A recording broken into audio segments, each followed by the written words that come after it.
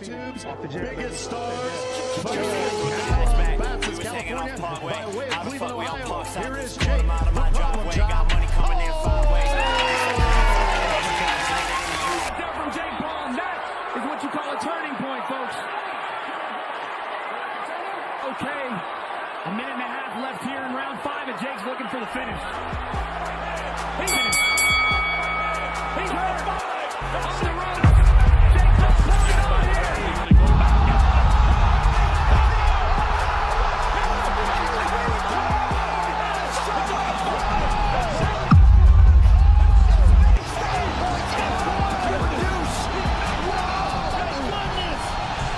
He didn't pay me, he didn't pay me. Where's the lawsuit? If you didn't get paid, where's the lawsuit? So it's a bunch of bullshit. But like I said before, they know what they're doing.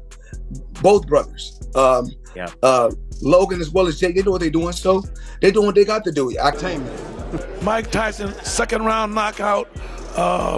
One of the most second round real knockout, not just a fake knockout.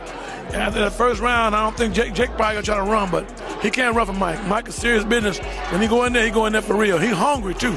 Mike is hungry as a mother. Jake Paul has allegedly recruited Floyd Mayweather's help for his upcoming match with boxing legend Mike Tyson. Meanwhile, Shannon Briggs, a former heavyweight champion, looks assured in Mike's abilities to give tough competition to a much younger Jake Paul, based on Mike's tenacious spirit, mental prowess, and experience over the controversial YouTuber turned professional boxer. Shannon stated, "This fight is great for both of them. It might not be a safe fight for him, but he can knock Jake out, and Jake can knock him out. He is a grown man, but he going to get hit by another grown man." Having trained both Jake Paul and his brother Logan Paul, who is also a professional boxer, Shannon thinks that it is quite exceptional how far they have come despite people crucifying them for their controversial past and recent dramas. I used to train both of them. I started them out. I hooked them up with their first trainer. They're doing well, man. I'm very happy for them and their success, and they're doing good, man. Think about it. It was just some YouTube kids, and here they went, fought the great Floyd Mayweather and now Mike Tyson, the two biggest guys in the sport. So Shannon weighed on the fact that though people are bound to speculate about the true intentions of Mike by taking such a strenuous fight this late in his career, even after his health has started to deteriorate, however, there seems to be no doubt that this will bring in a lot of profit, which can persuade even a fighter like Mike to come out of retirement. Shannon added, "It's great for Mike, making some money at his age, to be able to make millions of dollars. Have exhibitions, that's what he's supposed to do? Why wouldn't he? If you can do a 100 of them, if they're gonna pay you to do it." Shannon also reflected back to a recent encounter that he had with Mike in the streets of Brownsville, New York, where he had a friendly scrabble with him, stating that during this goofing around, he observed the old Mike come back with all his vigor and brawn, despite being almost 60 and being in out of the ring for more than 2 decades.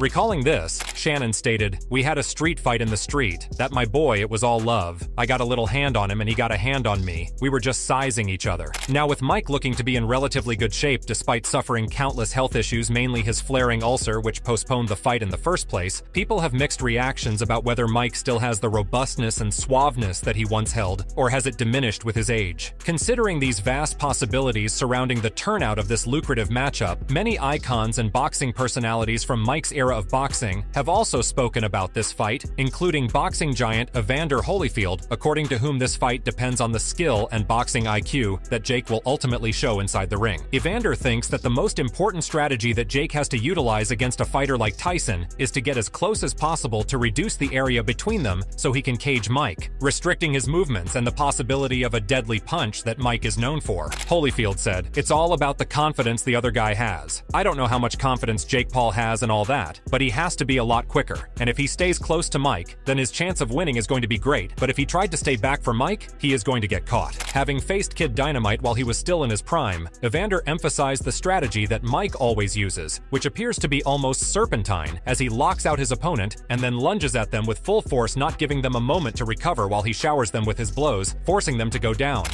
Mike is like a snake. He'll pop out on you. He get there too quick.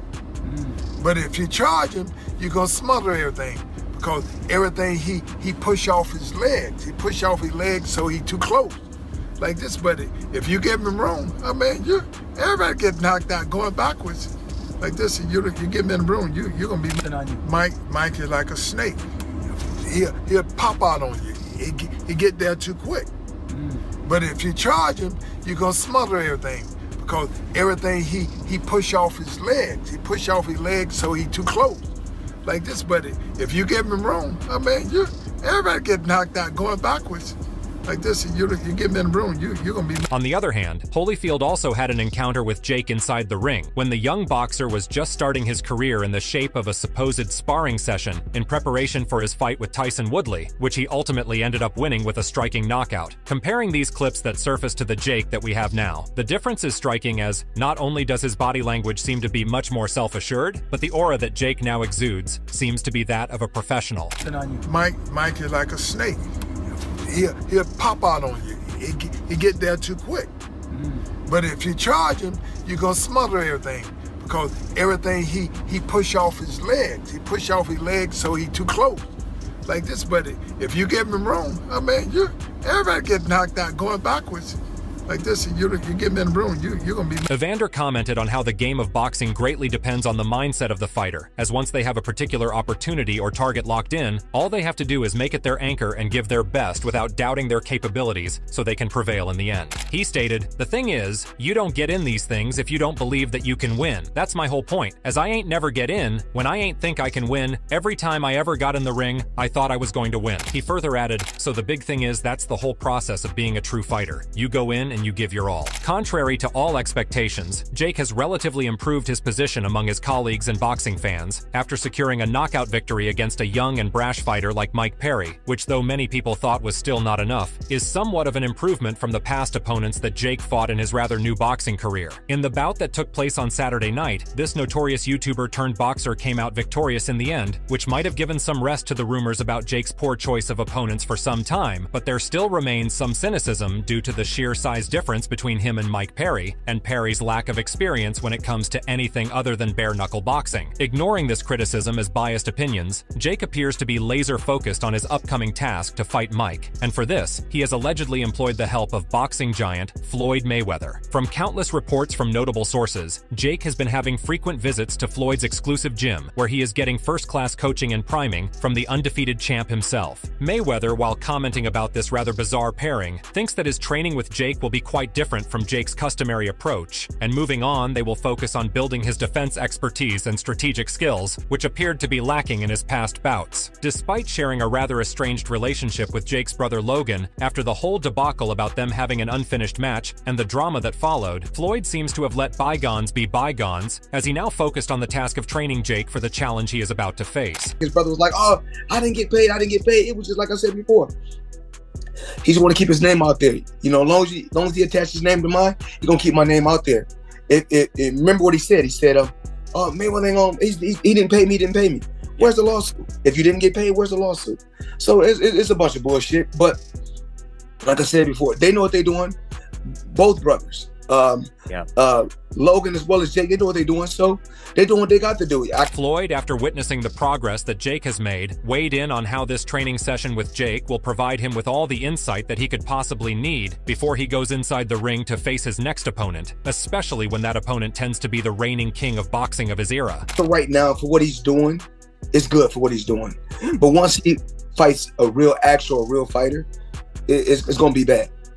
Have you been impressed? But one thing I like about him, one thing I do like about him, he's selling it. He's selling it, and he's making good money, and he's entertaining. I like it. However, this fight still seems to be clouded with a lot of controversies even from within the fighting community, especially when you consider Mike's old age, and the fact that he recently had to be hospitalized due to various health conditions that might become life-threatening if he decides to face Jake on November 15th. Dana White, the CEO of UFC and someone who is known for his blunt takes and zero-tolerance attitude, thinks that it is utterly disgusting and a disgrace to the sport that a fight like this is being continuously perpetuated perpetuated when deep down everyone knows about the long-lasting consequences it can have on Mike, both mentally and physically. Dana stated, "I think that Mike Tyson has a puncher chance against anybody because Mike's 58 years old. I hate doing this because Mike gets mad at me every time I do this, but Mike shouldn't be." Fighting. Not holding back his shots, Dana pointed out the fact that though Jake has had some minor highlights in his diminutive professional career, he is still nowhere near the level that he deludes himself to be, as he is still fighting guys who are either way past their prime, like Mike and Anderson Silva, or he is going after guys who are smaller than him and are relatively new to boxing, with the prime example being that of his most recent bout with Mike Perry. Dana stated, "When Jake fought a guy who was his age, and was also considered a boxer, and he lost. So if you can keep fighting Raychorks, 50-something-year-olds, and making a living out of it, it is wrong." Commenting on the marketability of this fight, Dana thinks that the perception that Jake's team seems to have that this fight will garner more hype because of them is almost hysterical, as the reality is the complete opposite. Because though people might be concerned about Mike's health, they cannot wait to see him inside the ring after 19 years of rest, as he finally gives a gratifying end to the buildup that has been going on since the start of this year. He stated, "In reality, Jake needs these guys. Jake needs Tyson, and needs all these other people that he chooses to fight. Everybody's going to tune in to hope that Mike Tyson knocks him out. They're not tuning in because they think Jake Paul's a great fighter, and they want to see him compete." Moving on, right after this unanticipated fight was announced, the reaction was anything but positive, with most of the hostility directed at Jake for even agreeing to such a pitiful fight. But as pointed out countless times, this is not new and seems to be a deep-rooted pattern exhibited by Jake, which has gained worldwide scrutiny after Jake's intentions became more crystal clear. This step has resulted in Jake being treated as an outcast by most of the boxing community and hardcore fan base, who have an unshakable respect for not only the support, but the old veterans as well. Being on the same page, even big boxing promoters who usually jump at the opportunity of orchestrating a fight like this have spoken out on the outlandish prospect of a new fighter going against an old legend who has been away from the whole scene. Eddie Hearn, being on the top of the list, has called it a very sad thing that this fight was even considered in the first place, as by looking at it from Jake's perspective, it might come back to haunt him, as he will not gain any respect or credibility from a fight like this, especially considering his past exploits as well. I'm a hardcore boxing fan, he's one of my heroes. I find it very sad, but it's a big event. I understand people are going to watch it, and it's entertainment, I guess, but for someone that idolised the guy growing up, yeah, not the best day. Do you think Jake Paul gets any credibility if he beats Mike Tyson? He's 58 years old. Eddie, like many others, also shares the same concerns over Mike's health, pushing down on the fact that though Mike or the people around him may have not given this head, it is still a very grave issue, which at the end of the day is not worth any amount of money, because he is going to go out there with the potential threat to his life looming above throughout the match. Eddie also pondered over the fact that even before he retired, the fire that made Mike Tyson a ferocious beast inside the ring had gone out, particularly in his last fights, where he himself admitted that he finally had enough of this lifestyle, so for him to come back 20 years later is not something favorable. For someone of 58 years old to be fighting. I mean, the reality is that Mike Tyson was a shot fighter when he left the sport. And that was, what, 20 years ago? What do you think, he's improved? He's no, I mean, you're gonna deteriorate so bad over that period that if you go back and watch his last few fights, he was done, gone. So to see him in the ring, what, 20 years later, and now to see this later, you know, I just, if they're gonna do it, I really hope that he, if they're gonna do it, I really hope that he can get through it safely, because it's you know, not one that's it. Undeterred by this unsettlement, Mike is seen training and sparring with partners at every opportunity, disputing any claims about him being not the fighter that he once was. Known for his impregnable defense and commanding punches, there's not one who has the ability to intimidate his opponent the way Mike is known. So it is no surprise that, taking advantage of modern-day technology, this old-school fighter has tweeted a countdown of the fight with a rather domineering video while watching Jake's match against Mike Perry, which has fans hyped up once again in anticipation of what he will do on the fateful day.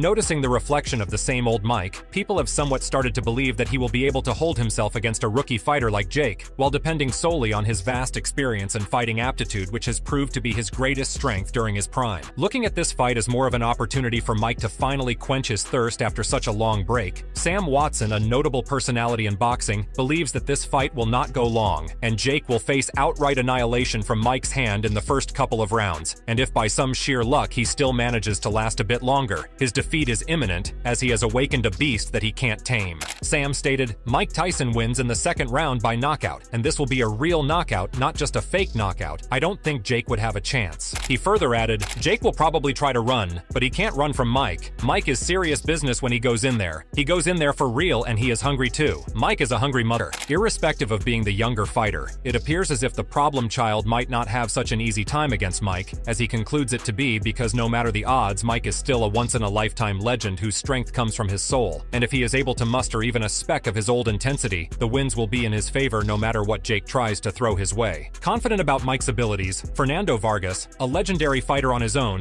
also pays homage to Mike, stating that he is not going to shy away from this challenge, as it's not in his nature. So this consistent appeal towards Mike to give up will only result in him being more driven than before to go inside the ring on the decisive day of his match with Jake Paul. Fernando stated, "Mike got a one-hitter-quitter power forever till he passes away, and so at the end of the day, I don't think that Jake Paul's ever been hit with anything with that type of power." He added, "I think that Mike still gots it, and at the end of the day, I think that Mike is still relevant when it comes to him putting on the show." So in the end, what do you guys think about this upcoming match and Jake's decision to team up with a former champion like Floyd? Will it aid him in his quest for greatness, or is Mike just too far off from his reach? Or is it Mike who will be the one facing the consequences of this fight for the days to come? Make sure to tell us about your thoughts in the comments below, and if you like this video, make sure to like and subscribe to our channel.